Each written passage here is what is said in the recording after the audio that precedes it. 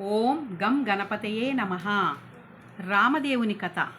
పూర్వకాలమున కోసల రాజ్యమును దశరథ మహారాజు అను రాజు పరిపాలించుచుండెను. ఆ రాజుకు 3 భార్యలు, కౌసల్య, సుమిత్ర, కైకేయి. పుత్ర సంతానము కలగనందున పుత్రకామేష్టిని యాగము చేసెను. దేవతలు ప్రత్యక్షమై పాయసపాత్రనిచ్చినారు. అది పట్టుకొని వెళ్ళి తన భార్యలకు ఇవ్వగా వారలు భుజించగానే గర్భవతులైరి. నవమాసములు నిండుచుండగా చైత్రశుద్ధ నవమి నాడు పునర్వసు నక్షత్రమున రామ, లక్ష్మణ, భరత శత్రుఘ్నులు అను 4 కుమారులు జన్మించినారు. వారు దినదిన ప్రవర్ధమానలగుచు పెరుగుచుండిరి.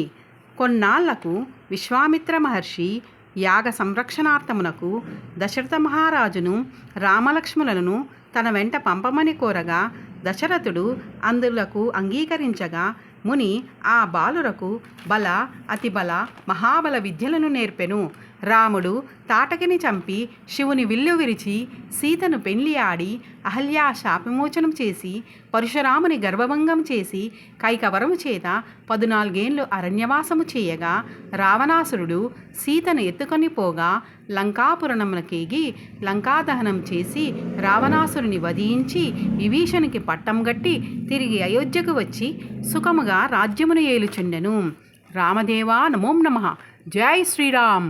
జై జై శ్రీరామ్.